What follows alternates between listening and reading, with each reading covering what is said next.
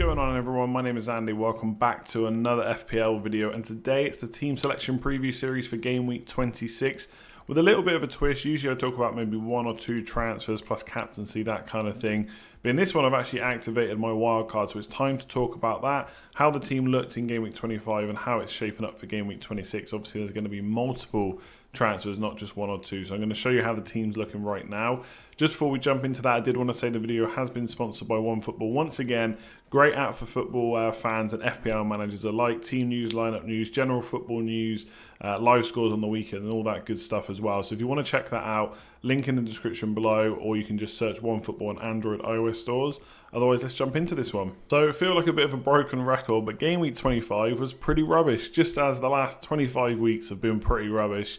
I actually got a green arrow, but when you're ranked 893k, getting a green arrow to 887k doesn't really mean much. So I still have an awful rank. I had an awful rank last week, and it looks like that's going to continue into game week 26. Hopefully, at this stage, I'm just hoping for a respectable rank, maybe top 100k or something like that. I don't think I can get a good rank like top 10k, top 20k at this point. I just think it's way too far off. I'm about 150 points behind the top 10k with only 13 weeks to go. But a wildcard has been hit, so maybe that will help me out. I don't know. But game week 25 looking pretty poor. 57 points with a 4-point hit. So I did man to Salah, which I said I was going to do. I wanted a Liverpool captain. Didn't want to overthink that. Bought him straight in. Captaincy on. 32 points total. Thanks very much, Mo Salah. And then I kind of was itching to take another hit. I looked at Vardy to Aubameyang. But once I knew that Vardy was starting, I decided to keep him. And I got rid of Madison for Fernandez, which was a bit of a risky punt. A little bit of bias obviously came into that because it's Man United, but I thought it was quite an interesting differential, maybe a little bit exciting playing as a number 10, kind of monopoly on set pieces. And the monopoly on set pieces did mostly happen, although to be honest, I didn't think his delivery was that good. And about 10 or 15 minutes, don't think it was much more than that into the game, he got moved from the number 10 position into kind of the pivot alongside Fred, because Pereira is just rubbish. He had a yellow card as well, so the chances are he was going to get another one if he had to play that defensive role. So they kind of had Fernandez as a kind of deep line playmaker. It didn't really work that well, and obviously from an FPL point of view, it's really no good. So as soon as that happened, I knew there was no points coming anyway. He barely made it into the box after that. So very disappointing, but obviously he took a bit of a punt with the fixtures. It's not like Madison did any better. Madison also had awful fixtures as well. Otherwise, it was really just Liverpool that came in. Salah captaincy, Robertson and Trent with a clean sheet. No points anywhere else.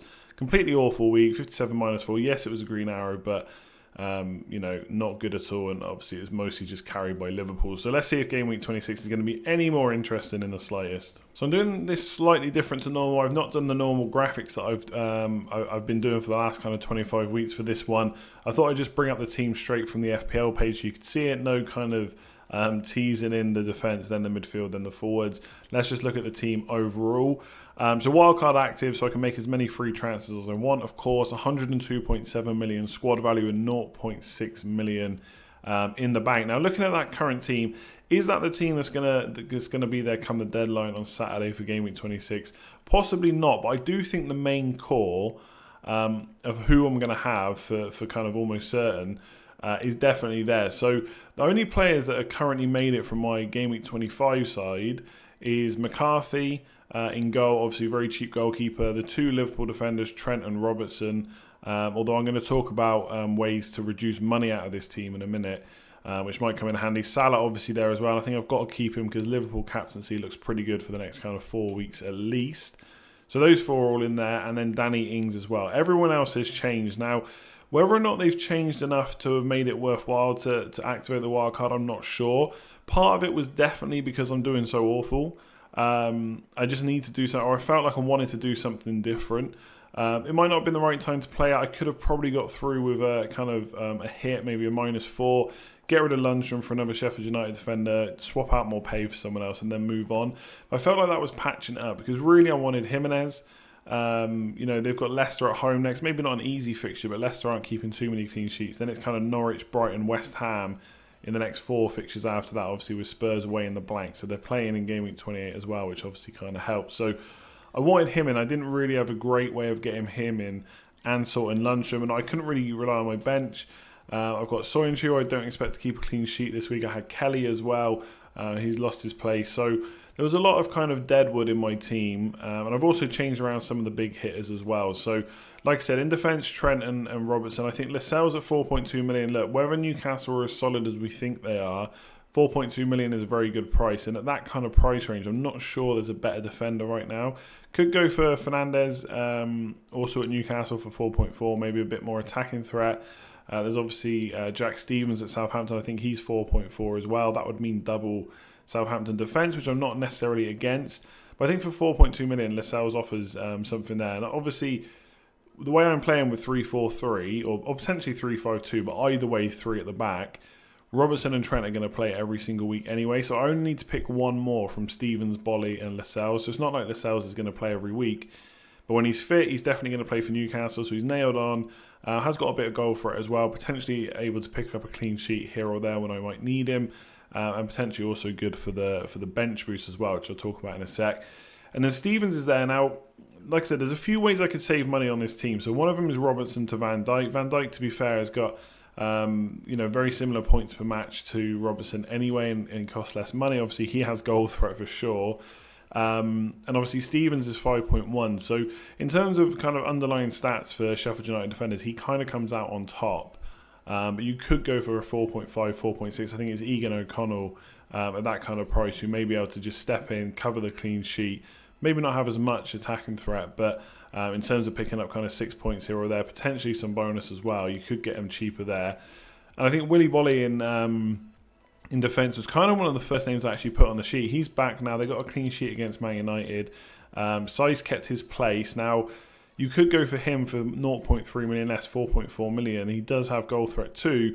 I just think that Bolly is the first choice, and for the extra 0.3 million, I would just pay that kind of premium, if you want to call it that, to kind of have the dead set up front. Yes, Dendoncker lost his place, so you'd expect Seiss to keep it for a bit longer. But, I don't know if Seiss does something wrong here or there, makes a few mistakes, will Nuno then bring Dendoncker back in? I'm not sure. Probably not. You'd imagine now that his Seiss place is to lose. But Bolly is definitely going to be there week in, week out. So he's in for me. And like I said, Wolves fixtures are really, really good. So just to go through them in full, it's Leicester at home, Norwich at home, Spurs away, which is going to be tricky. But again, it's in the blank game week, so it's handy to have Wolves players for that one. Brighton at home, West Ham away, Bournemouth at home, Villa away. It's kind of all the teams you'd want to be playing against right now. I know there's some concerns that, once Europe kicks up again, that Wolves might struggle a bit. But I just think the likes of Jimenez are going to play every week. Traore's going to play every week. Bolly's going to play every week. I don't think it's going to make them suffer that much in the league when it comes to playing in Europe. So I'm quite comfortable to have that triple up. I think I got rid of Traore at the wrong time. I think I got rid of him for Grealish. I don't think that taking out Grealish is a necessity right now, to be honest. But I do think I made a mistake with Traore. I think he's producing some pretty good stats. He's creating chances, obviously.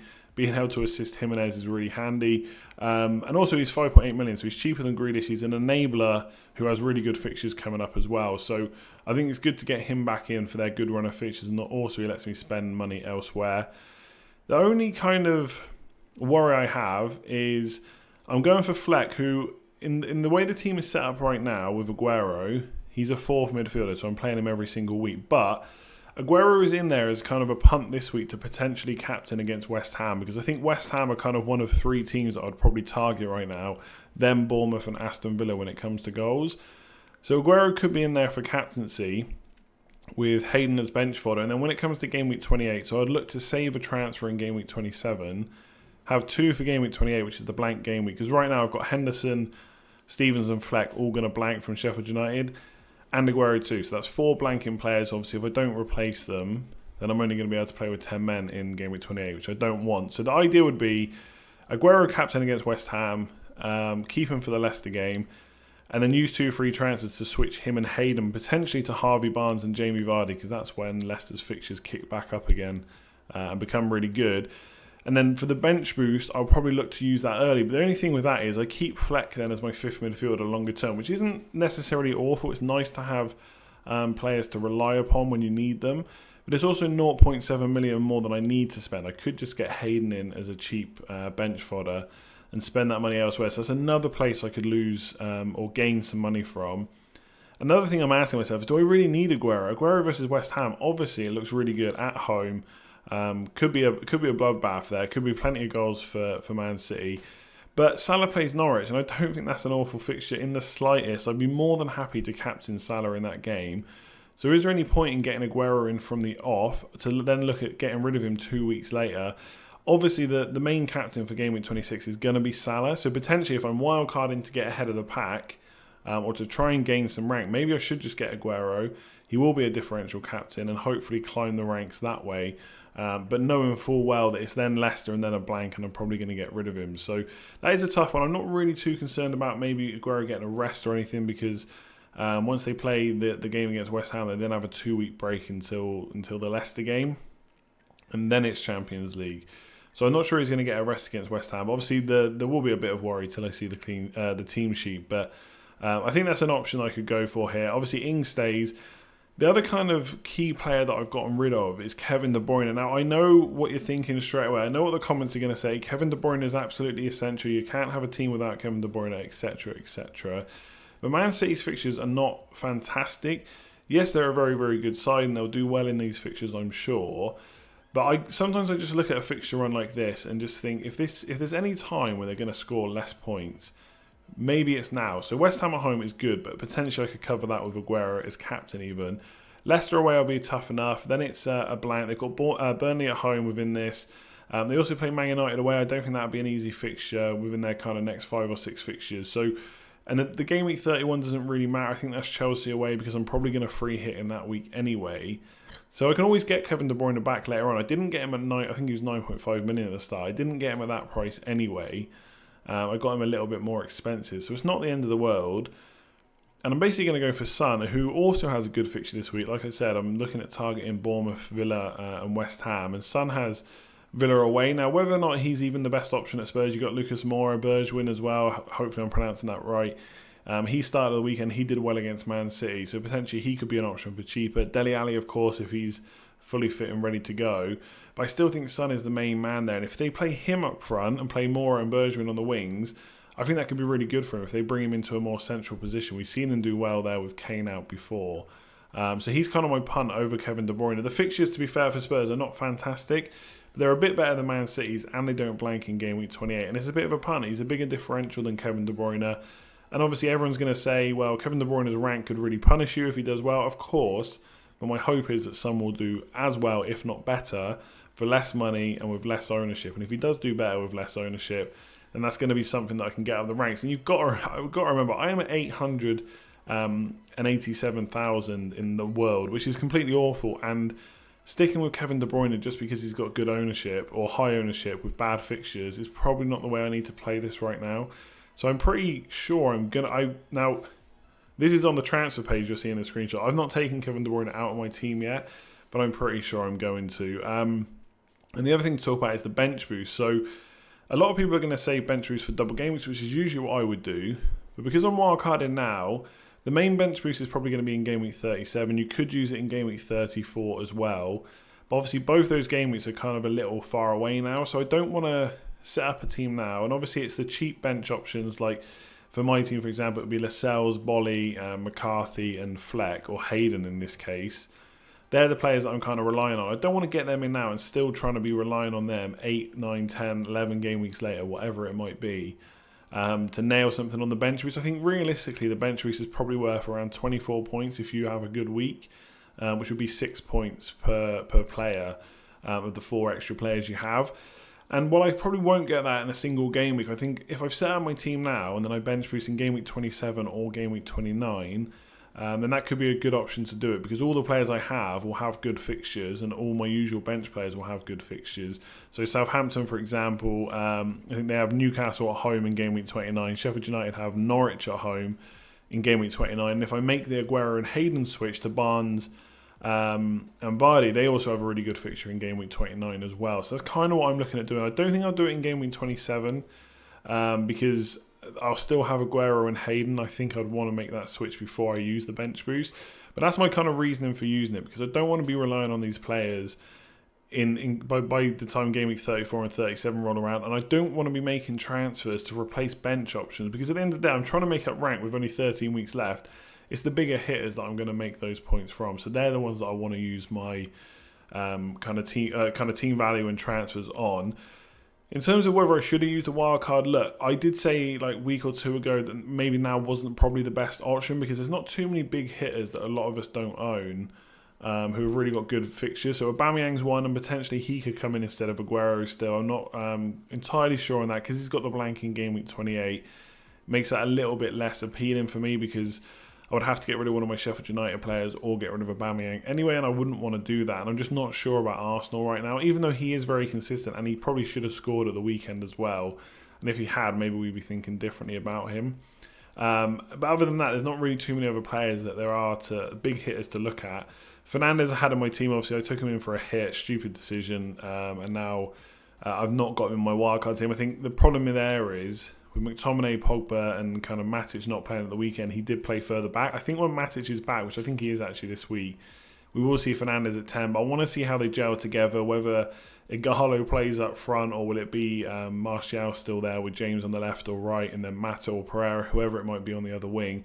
Where does Fernandes play and how do they play? Man United have a nice fixture run coming up in like game week 31, 32, so I might look at bringing him in there potentially for Son or whoever it might be, because potentially Aguero, instead of going down to Vardy, could go down to like a 6 to 6.5 million striker. Potentially a Ighalo maybe at Man United. We'll have to see about that. And Hayden could become like a 8 to 9 million pound midfielder instead of kind of going for the cheap Harvey Barnes and going for Vardy up front. So that's kind of what I'm looking at on my wildcard. I know I've spoken a lot there about the team, and obviously it's not finalised yet. I think this week, I know I said this last week, but I'll try and put out an extra video towards the end of the week once I'm kind of more certain about where I'm going to be. I don't think there's many players that will change from this. I think Son for De Bruyne will probably happen. I think Stevens at 5.1 million, he could go to a cheaper Sheffield United defender, or maybe even Jack Stevens or Bertrand and go double Southampton defence. McCarthy and Henderson in goal looks good right now, but I don't think they rotate very well to the end of the season. I don't want to be spending transfers on goalkeepers too much, so I might rethink that. I think Dubravka actually rotates better with McCarthy. Problem is there, I don't think I want double Newcastle defence, so I'm going to have to give that some further thought. Let me know what you think of the Aguero punt. Is that worth it over just captaining Salah, who will probably do really well against Norwich anyway? And obviously I'm kind of setting myself up to do 2 transfers in game week 28 already. So I'm wildcarding and saying that 2 weeks later I have to do 2 transfers, which doesn't even include players getting injured. So let me know what you think. I know Traore's flagged, but I'm expecting him to be fine. But yeah, leave me a comment below. Let me know what you think of this team. So that's it for this video. Hopefully you enjoyed it. Like I said, I know it was kind of almost probably like a bit of a ramble when talking about the wild card, but that is the core I think I'm mostly going to go for. There's only kind of players on the periphery that are probably going to change. I think Son is going to be my differential, potentially Aguero up front. Let's see what happens. If you did enjoy the video, make sure to give it a like. Subscribe if you're new around here. Hit that notification bell. I will be back tomorrow for the normal game week preview and then on Thursday for the live stream as well, so make sure to check all that out. Leave me a comment below, let me know what you think about this team, any major changes that I should make or players that I should be thinking about, and obviously like I said, I'll try and put out a final team towards the end of the week as well. Otherwise I'll leave it there. Make sure to try out OneFootball if you haven't already. It's completely free. Otherwise I'll catch you next time. Cheers all.